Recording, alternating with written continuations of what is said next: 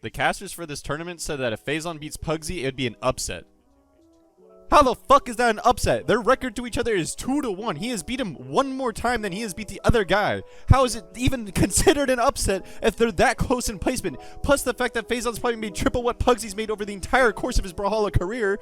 All Pugsy has is a gold medal in an actual major tournament. Speaking of first place placements, the first place placement in this game got $10,000. What even is the point of going to college anymore if you can just go and play Brawlhalla every single month to make $10,000? Not saying that anyone could do this, but if I were to find a smart enough girl and make a child, he'd be a Brawlhalla child, and I put him in a little incubation chamber and I teach him how to play Taros every single day, and we could make thousands of dollars each and every month. He'd be making 10 grand left and right because I'd be teaching him the frame data, and then he'd have the mechanics of a young child with the brain of a smart human. And to be honest with you guys, I'm a little slow. Like I failed 4th grade. We're just gonna put that one out there now. But if I could find a girl who's dumb enough or smart enough but dumb enough to make a kid with me, we're playing Brawlhalla. Future reference, if any girl dates me, they're not dumb for dating me, but they probably got scammed, because the entire time they would be dating me, I'm faking my personality to make that Brawlhalla kid.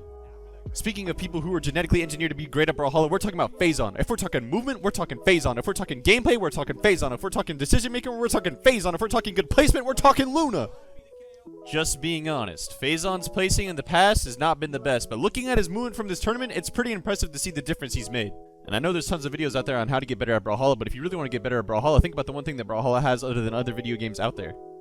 It's got a lot of movement. It's got more movement than any game I've ever seen.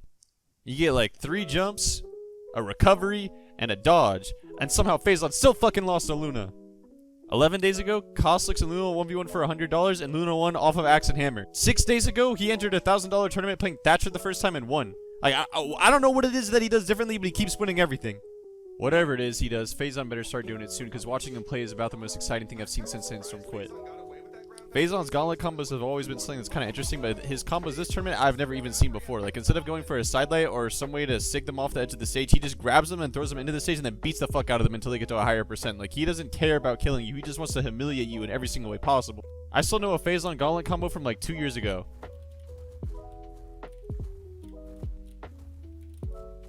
And despite everything he's taught me, I still play Greatsword to this day.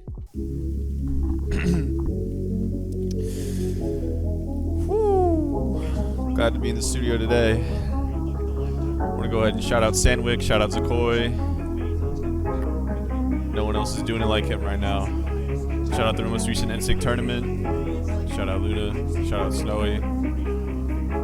Follow me on Twitter, BondK. Subscribe to me. Is that a full moon? Your life may be in peril. It's almost noon, so he's about to get feral. His appearance is so scary, many don't find it pleasing. The gameplay is so cold, the room starts freezing. Hurry up and get this game on. Of course I'm talking about Dr. Phazon.